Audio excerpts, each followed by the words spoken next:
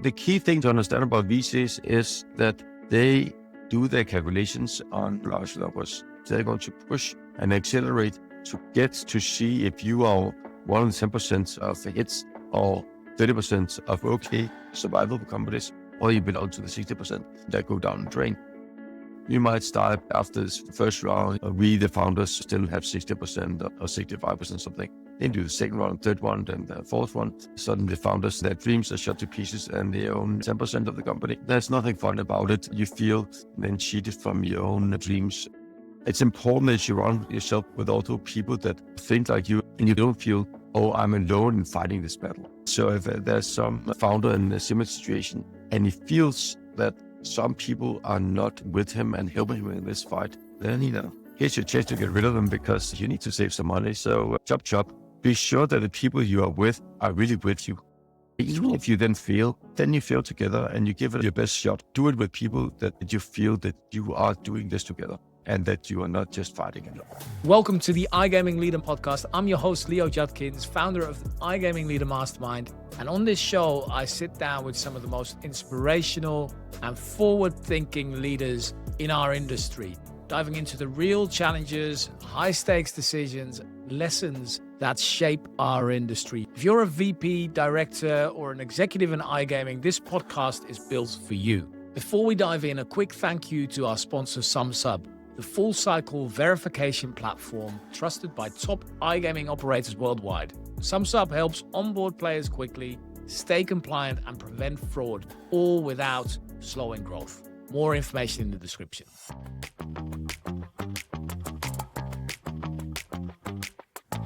Hey everybody, welcome to the iGaming Leader Podcast. I'm here with Ebbe Groes, co-founder and CEO of EveryMatrix, bootstrapped B2B iGaming platform from a Shoreditch garage in 2008. Did very, very well, debt-free, only 4.3 million raised externally, and built the world's largest casino content aggregation platform.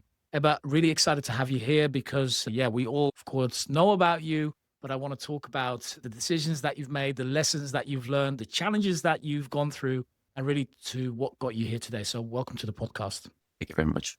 Ebbe, I want to talk about actually a pre-call, if that's okay. So we had a quick call before we actually did this. We started the recording and you turned up with this big mug with a bell on top of it. And I loved it. I thought, oh my God, this is great. So you said that you use them in meetings sometimes when things go on too long. And you mentioned this thing of get to the point or get out of my office. Have you actually ever rung that bell? On occasion, rung the bell, yes. Yes, it's a little bicycle bell that sits on the handle of the mug. And normally when you're in a meeting, there's lots of participants. They are busy people. They are paid high salaries. And sometimes they can get slightly inefficient. So sometimes good to get to a point and then, becomes useful. Hopefully people take it in a nice way. I bet that's probably one of the challenges in scaling, especially as a founder, where you go from, kind of starting by yourself or really small out of that garage that we were talking about to a large 4-figure team size business where you don't control everything yourself anymore. And obviously things go slower, meetings for meetings, all that kind of stuff. How do you deal with that? With the frustration that the organization is slower than it used to be when you on decision-making, on those kind of things. How do you deal with that? Firstly, I think as a founder-led organization, you have some advantages and you have some disadvantages. But in terms of decision-making, that is really one of the pros here of being in the situation that we are in, compared to a situation where you have a hired management, you have a board representing investors, owners. There's certain limits to what you allow the management to do. Our case, the ownership and the management is united. The ownership sits in our management and we have an ability to take fast decisions for better or worse. But I see it as a plus we have compared to others. Clearly then getting these things implemented, yes, there are things where you have less agility. And it has been one of the focus areas we had was to try to see how can we ensure agility all the way through the company. Essentially by trying to reduce the amount of decision-making that needs to be taken at the top level. And so we built an organization around this. That being said, it can be hard when you have been part of the company from when you were 10 people and 20 people and 50 people, and you literally were involved in every single decision from wordings and some contract to whatever feature in the product development and so on. At that time, we had the bandwidth to it. So, at the time I got into all these things, I see it as a advantage today because it sort of forced me to get into all these different aspects. I would say entering as a CEO into a mature organization of our size gives you this very big challenge that there's so much to learn, so much to get into, not necessarily to make the decisions, but at least to have the ability to know the essence of what's going on, to ask the right questions, to know when it's important to maybe step in and when it can be okay to just not be part of it. So I feel kind of privileged to be in this situation. It's a huge privilege to be able to be part of this long journey. So I've had 18 years in EveryMatrix to get accustomed to what kind of company this is. It has changed over the time, and I've been part of these changes. And so even for a slow mover like me, I could keep pace with this because everything happened quite organically, which also relates to this thing about that we didn't do any big investment rounds. It sort of forced us to do things slowly. So this is a privilege that, in the beginning, you have a small organization, you can get into everything, and then the organization develops fairly organically all this time. So I don't get hit as a CEO through all this period with huge changes that I have to get adjusted to, in contrast to what the hired CEO would have to do. That's something that you must have learned or experienced over time as well, right? Like as a founder, you don't scale with the business necessarily, and you run into the bottlenecks of yourself, right? And also even just wanting to be in those decision-making processes, but realizing that you no longer can because you stop things from happening, right? You start micromanaging or like, how was that for you? What were maybe the earliest signs that you ran into where you thought, oh, this is like, I need to step out of this process here and need to start leading? You have to take a look at your Outlook calendar. Clearly, it all starts there. If this is constantly blocked and you don't have time to do things that just have a day where you are, say, not in meetings all day and can do thinking, so do some work, get into the core matter of things so you can play a part there. If you're getting too blocked, then you have a problem. And this problem will be bad for yourself, it'll be bad for your company, bad for people around you if you become that bottleneck. So I think it's a reasonably easy gauge of how you manage things, that you are able to do this, have some space in your calendar. And if you put in some hours in the evening or put in a Saturday, then it should be fairly rare that this is a necessity. Yeah, from time to time, you might do it you have some hump, you have to get over this, but you shouldn't be in a state where I think they happen on a regular basis. Then there will be things that excite you that, wow, I really want to get to work today because, it's a Saturday, the sun is shining. After the gym, what's nicer than sitting alone and undisturbed in an office?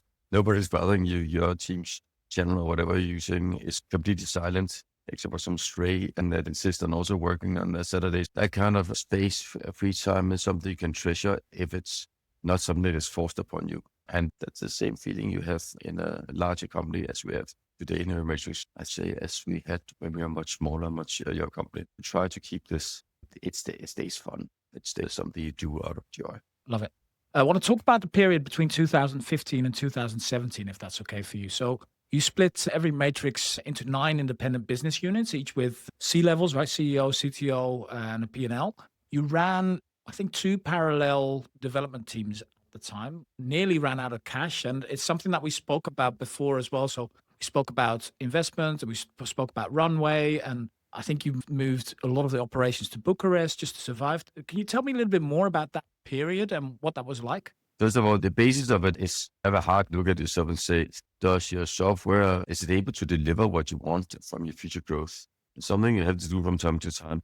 If we 8 years into our existence would be able to deliver according to our ambitions with the same software as we had when we started the company, software we built in 2008, 2009, 2010. What we realized at the time was that, at least for us, the white label segment where you flash out very simple template sites fairly quickly, fairly easily, fairly small operators, this is not a sustainable business. And so we needed to do something drastically. The split into business units was an attempt to address exactly the point that you raised earlier, delivering bandwidth and agility on a product level in particular, but also on operations level. It is quite demanding to build a competitive sportsbook. And if you look around, you see that many have not succeeded with this. well-known few companies that really do this at a high level. But for us, you cannot expect that the product people, the CTO, etc., would have the ability to both do a world-class casino platform products, payments, a PAM, a sportsbook, and do this with the same resources. It can be orchestrated, yes, but you will invariably run into these bottleneck issues. So we said, okay, let's try to decentralize this. It's also based on a belief that when you try to sell to tier ones, you cannot necessarily expect to sell turnkey. Yeah, we can go and be lucky that a large operator would go lock, stock, and barrel over to us. And indeed, it's happened. And recently, it's happened more frequently, which I'm very happy for. But from the outset, a large operator would maybe say, yeah, we have a shortage in our sportsbook area or casino area or some other area, and we're looking to address this. But we will be quite reluctant and cautious about moving full scale away from maybe in-house, maybe a trusted third party that is good in many dimensions. Yeah, there are some B2Cs large enough to say we can with in-house address all areas of our business. But the number of such operators is small. You can maybe today in 2026 survive as an incumbent in some mid-sized European country and you're the largest operator and you have this in-house. But in 5 years from now, can you do this? Will you not be have your business targeted by moving to Europe and chain, etc.? So you will be facing more competition, and in the end, you realize that the team you have at your disposal will not suffice, and you'll be forced to say, okay, what is the area where I can stand out, where I can best use my resources? So we try to build our software in such a way that we allowed these large operators to do this. So this went along with the modularity. We sort of got a win-win, we thought, by both compartmentalizing the development, the decision-making, even the operations. So each of these units would have their own operations team. In casino, you have an operations team doing configuration of games. They have their own first-line support team, or second-line support team, sorry. But sports is the same. There's a trading team, a dedicated support team that really knows their stuff. This allows us to sell these companies, these products separately, but also to bond them together. And this worked quite well for us. We might get into later why I think it might not work well for us in the next 5 to 10 years, because also this model had advantages. But in terms of product quality, this strong product focus, this put us in a position to have the type of growth that we had from then on. It also nearly put us in the ground. That's the stuff I'd love to talk about, because I think that was one of the big challenges, is that the development of that just took, like every piece of development, probably with every single company, took a lot longer than expected, right? You map it out and then it takes longer, and then there's a certain runway, and that runway starts running out. So how is that? I would say a little bit scary, of course, but the truth is a little bit different. Of course, you fear that everything is lost. You start losing money. You start looking at the runway. Months are taking away. But, survival instinct kicks in. You look at ways to do something on the revenue side. Oh, I have some side deals signed. But, if I can somehow launch this client 2 months faster, that's 2 months earlier, get revenues here. We were helped by some of our suppliers. I mean, I will still think carefully back to some of the suppliers that gave us some credit here. We accumulated a few months of invoices with some of the large suppliers at the time for us, managed to get them to believe enough in us to sit still a little bit while we got through on the other side. And then I'm happy to say this is the last time we've been in that situation. But of course, it introduces some stress in your organization. You have a CFO whose job really should be something else than trying to keep the data list at bay with some collaboration from management and people dealing directly with them. So there's some stress on the organization, clearly. You try to, I think maybe one of the harder parts was to gauge how serious the situation can do, how much do I expect to get out of it. Just say, okay, I trim my cost a bit, but if I'm 500 people and I say, okay, what I need to do is 550 and trim to 350, then you can lose so much that you essentially kill the company. And I've seen examples of where this happened. Suddenly you have no development team, you have no resources for adding features, team that becomes completely disillusioned because they are just patching holes without a chance to really do something serious about it. Salespeople, account managers who are unable to really compete. They do the best they can, but so we managed also to get into that situation. I'd say some skills we had, but maybe the most important one was this ability to have some feeling for we needed to go in terms of like serious cost cutting. We did also some things that today some of my dear staff and ex-staff treasure, which was that we did some exchange of salary to shares. So essentially we converted some. I did a bit, but around my C level, we had guys doing this. This was 6 to 9 months of reduced, but in some cases much reduced. And this, in some sense, creates a togetherness. You come out of it stronger, as you'll often see in these situations. In the end, they made good money on this. The valuation at the time was like tenfold less than where we are now. So to do a factor 10 on some month salaries there is a good thing. Also, some people stayed with us longer. And so all in all, I felt we were sort of all coming together at this, and we were fairly transparent about where the situation was and how we saw it. And I really thought we got a really good buy-in from people in the company. And as I said, a buy-in that even today, I think, sort of gives me a little bit of credit inside the company from us having gone through this, and something that hopefully we don't have to exploit, but it's a little bit something you can lean on. It's so true, isn't it? There are horrible moments when you're inside of it, but they pull people together, and those battle scars, they become your armor almost, right? Afterwards, they become like your strength, I think. And it certainly sounds like that's true for you as well. It's not pleasant, but I think the harder part of being manager is when you have these big doubts, or should I do this or that? I'm not really sure what is the right strategy.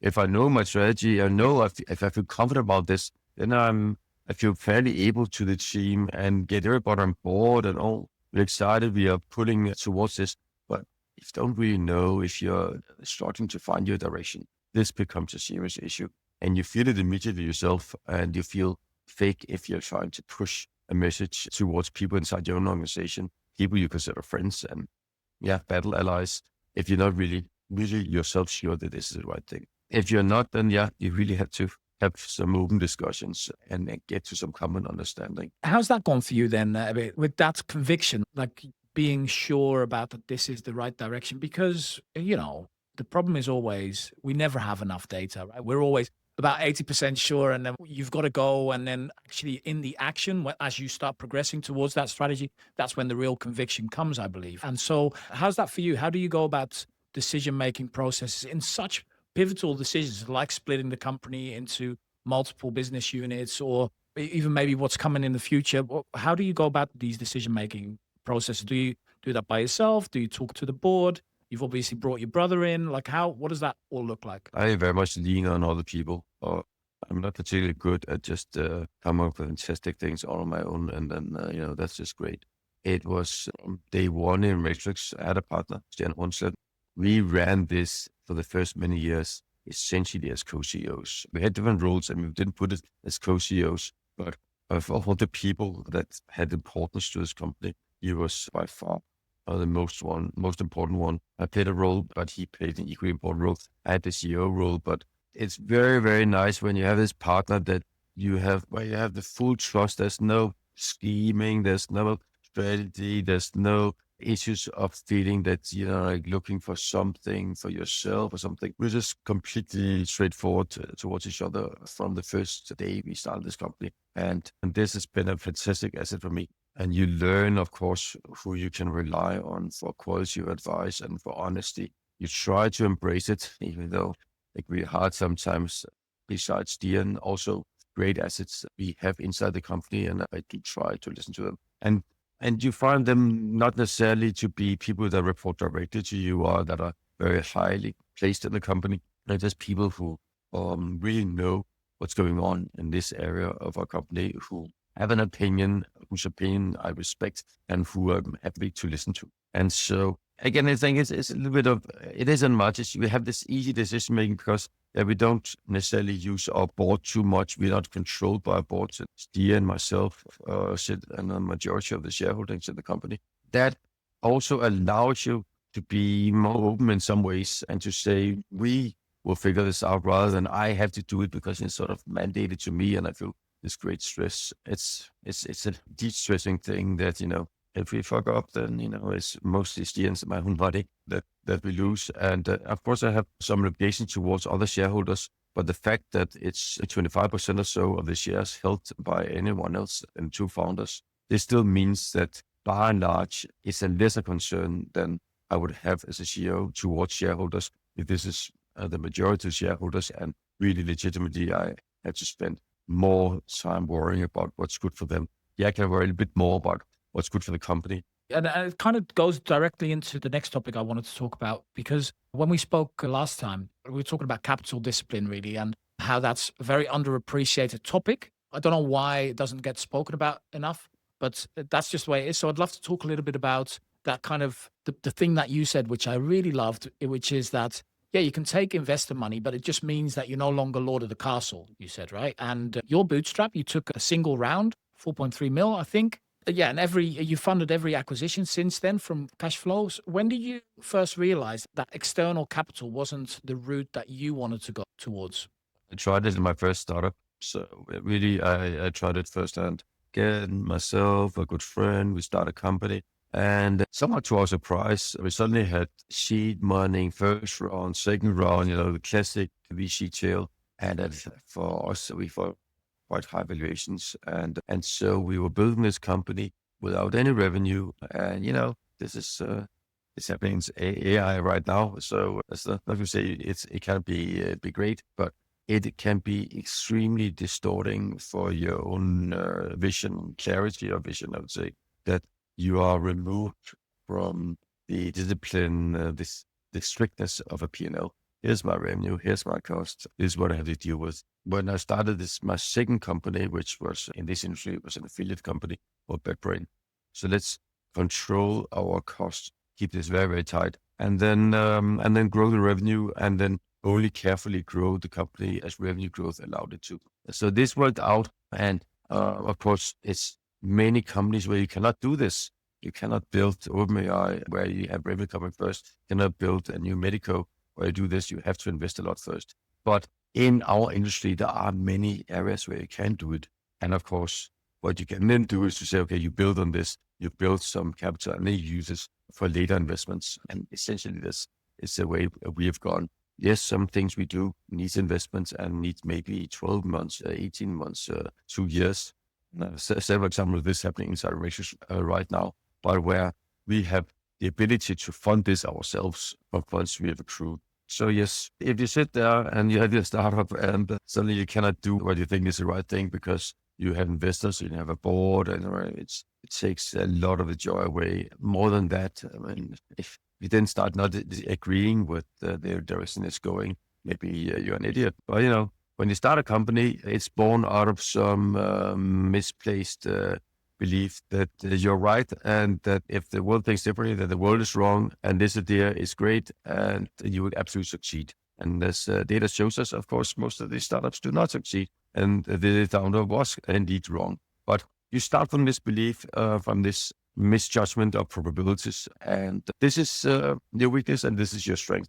And when you then challenge this and say you're born from this, then it's deeply troubling, damaging to your sense of self, because you create this and someone tells you no, it's wrong, and we will now force you to do the opposite. I mean, this is impossible to do. Anyway, that's what happened in my first company. It was quite painful. I left that company. I used the money from them to start the next one. That gave me a bit of runway. It was 200K I got from this, but it was enough to get us to cash break even on that second company. That morphed into EveryMatrix 7 years later. Love it. Yeah, I had Dave McDowell on the podcast as well, right? And so for people listening, Dave McDowell is the founder of FSB, which later on acquired, which we'll get to in a bit. And he spoke about that, right? That he was constantly just trying to find cash, and then he felt he never got the balance right. I'd almost feel like sometimes it's like trading the crown for a fuel tank, right? What often happens. And so how was it for you? What were maybe decisions that you could or couldn't make that a company in a VC-backed, like perhaps a VC-backed competitor simply could have made or couldn't have made? The key thing to understand about VCs is that they do their calculations on law of large numbers. I invest in 20 companies.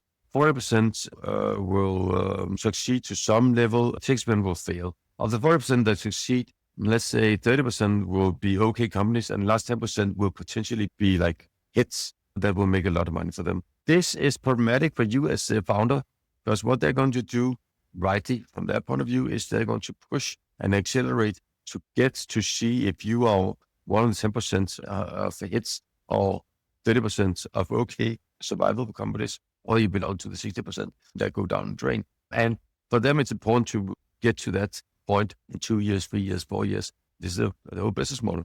You might yourself want to spend more time and take things more slowly, be more careful. You're under constant pressure for doing the opposite, to accelerate and to see if this bears out, to win market share, which the investor initially buys into, that this is an interesting market. So let's go and grab this quickly. If it doesn't work, well, then you've blown it. If the investor still thinks this could be maybe interesting, when the next thing is going to happen is you run out of money and they come with another bunch of money. Unfortunately for you, this happens in slightly different terms. So you might start with say, okay, after this first round, we, the founders, still have 60% or 65% something.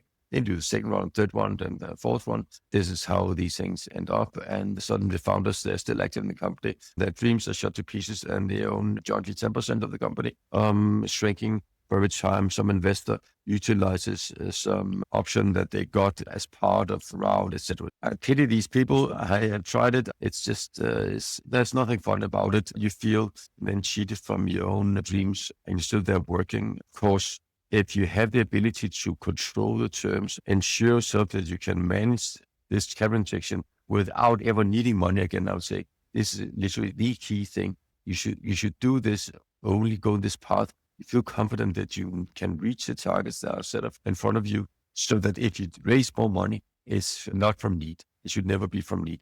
Can you manage this? Then I think it can work out well. I didn't manage, but I can see where it goes wrong.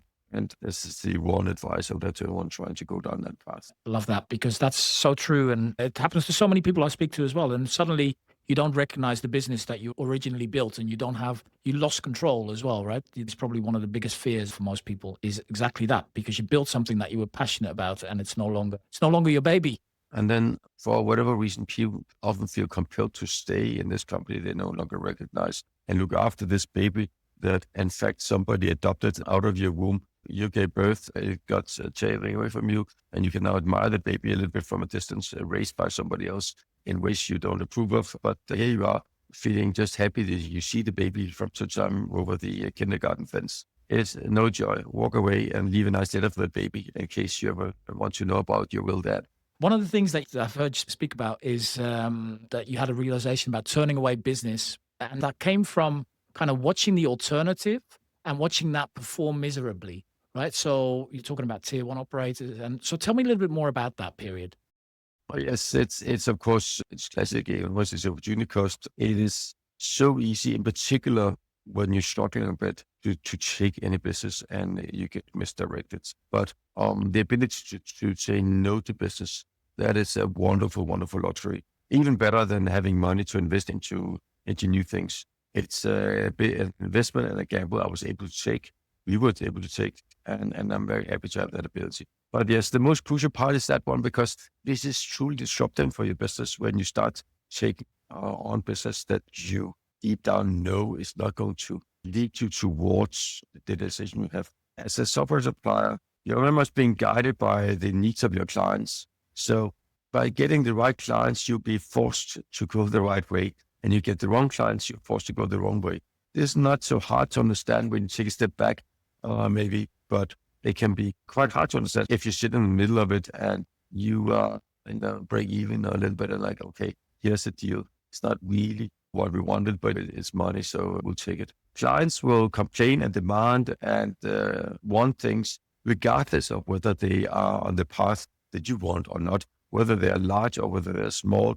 They want access to your top management and to your roadmap and to everything. And they all have that ambition. You have to control the access to this scarce resource. We became more strict about what policies we have for allowing clients that kind of access. We segmented our clients and said, okay, and we have our gold clients and our silver clients, our bronze clients, and we all know who they are. And here's the list, and everybody in the company are aware of this. This is limited, and we can still work as a small company and sort of have the same views, the bandwidth. If we just say, okay, don't.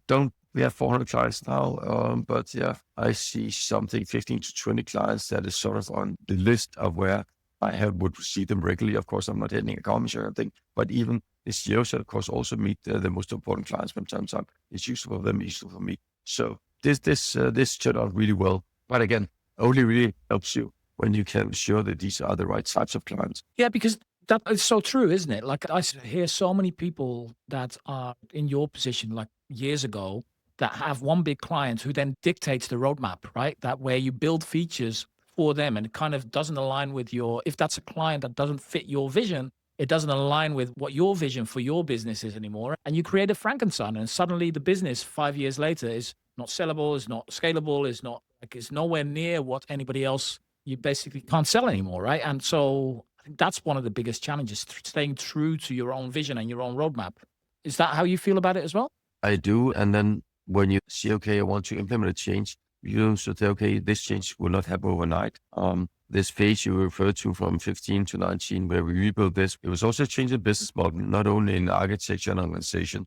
Leave this, we had a Malta B2C license. So we had white label sales. We decided it was not for us. And then it took us probably 3 to 4 years to phase it out. The first thing is you start saying, okay, we want really more of these deals and less of this type of white label deals. Saying things, we forbid signing new. Then this part of our business starts to shrink until we get to the point where we can say, it's now such a small part that we can find a way to just cut this off completely. We never wanted to cut off completely. And it took us some time.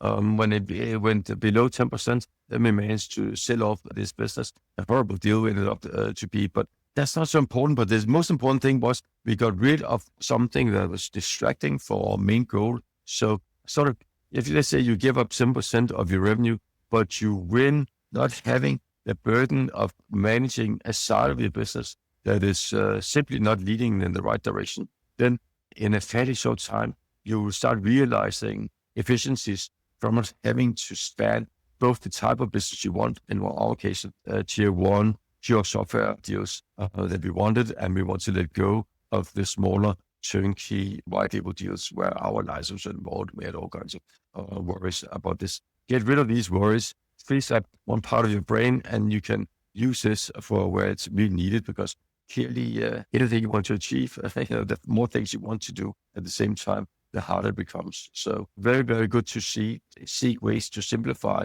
and concentrate what your business is and be very clear about this, and then stay as good as you can on the straight and narrow on this. It's true, isn't it? Like it helps with your sales, with your marketing, with your messaging. Everything becomes clear because now you're going after this one single message. I want to talk a little bit about Jonas, if that's okay. So he recently joined you as co-CEO. I know that you and him have been speaking about it for some time, as brothers, of course. But like, what made you kind of both of you finally pull the trigger on that? What's made you make the decision that that's somebody that you needed next to you as a co-CEO? There's many factors. Firstly, yes, we're speaking about it, and we are brothers, we are friends, and we like to spend time together. And I admired what he'd been doing in his business, and he liked what I'd been doing in mine. So it's always something that was a little bit could be fun to do one day. Next thing that happened was in EveryMatrix realizing that we were actually quite comfortable with the way that things were running privately held. We were starting to generate good profits. We were paying dividends. For the sake of ownership, have an exit, a trade sale or an IPO.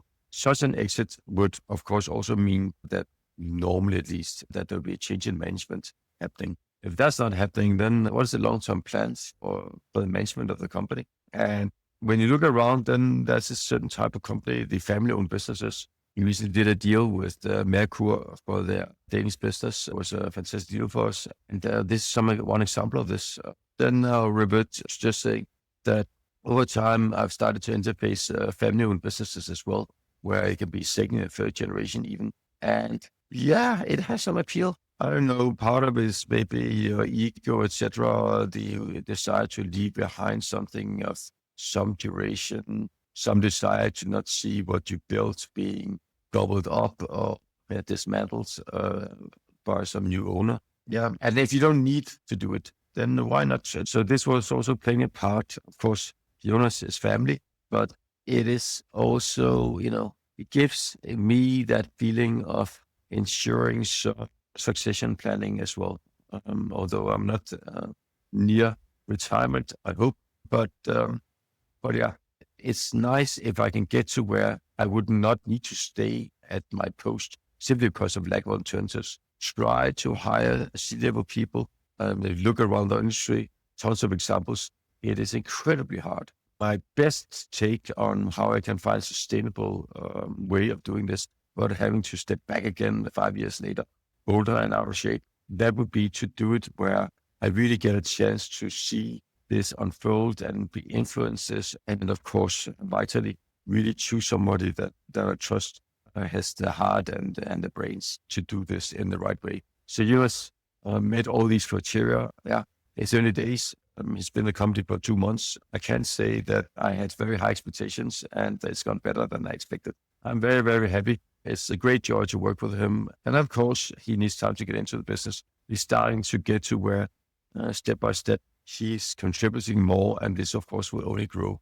So this is how we're doing it. And it's a lot of fun and also feel it's very good. I love that. My last question. You're now a 10-minute walk away from the old garage with the London office. It's not the garage anymore. It's a hotel from what I hear. First of all, that must be quite funny to be back there, right? And opening that office in London. But if you go back to that garage that you were in back then, what's one piece of advice that you'd give yourself now with all this experience that you've got, the challenges that you faced, the lessons that you've learned? What's one piece of advice that you would give your old self in that garage? Good question, but it's also something I think has a rather obvious answer because it turned out pretty well. In 2008 or 2009, Ebbe and Stian giving advice from 15 years into the future versions that all-knowing, all-seeing beings here. So I think probably I would look down and I would pat myself a little bit on the back a little bit and say, you're probably fine without my advice because it turned out like this. I think if you really need advice from your future self, it's probably because you ended up in a pretty shitty situation. And you're like, why didn't older Leo come and tell young Leo that he really shouldn't have done this? But yeah, since we ended up here, then I would say, okay, let older Ebbe sit and relax and enjoy where he is in 2026. There's no need to go and help with the younger Ebbe because he actually managed pretty well. Let's turn it into a lesson then. So if you think about a founder that is perhaps in that period where they're also running out of cash, that period where things are tough and you've got to hold on to your vision and the foundation of your vision is being shaken because, you see the end of that runway going in, what would your piece of advice be for that founder? That is to stay optimistic, clearly. And here it's important also, like you choose your clients and the clients lead, the right clients lead you in the right path. Same is true around the people around you. We had a CFO then, our dark hours, who were insisted that we were actually legally bound to declare bankruptcy. And he insisted on this. And Steve and I said, well, maybe he should get another job because we think we'll pull this through. And lo and behold, we did. And he left the company. But it's quite, my CFO today, I know that he is part of our team and he's not going to sit there and be worried about his own or whatever, this or that. It's important that you run yourself with also people that you feel think like you, and in this way, at least, that they have this buy-in and you feel at least support. You don't feel, oh, I'm alone in fighting this battle, because I wasn't. And so if there's some founder in a similar situation and he feels that some people are not with him and helping him in this fight, then, here's your chance to get rid of them because you need to save some money. So chop. Be sure that the people you are with are really with you. And that will make it easier.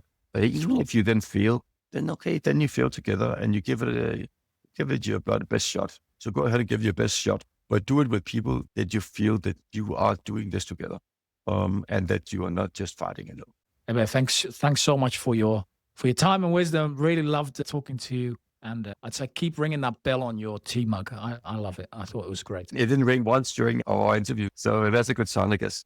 Thank you for listening to the iGaming Leader podcast. If you're a VP, a director, founder, or an executive in iGaming, making the biggest decisions alone, that's exactly what I've built iGaming Leader Mastermind for. Small inner circles of vetted senior executives, weekly hot seats, and accountability from people who understand the effects of the decisions that you need to make. Find out more and apply at igamingleader.com. And a final thanks to our sponsor, SumSub, the full-cycle verification platform for iGaming operators. Player onboarding, AML, fraud prevention, all in one place. More at sumsub.com/gambling. See you next week.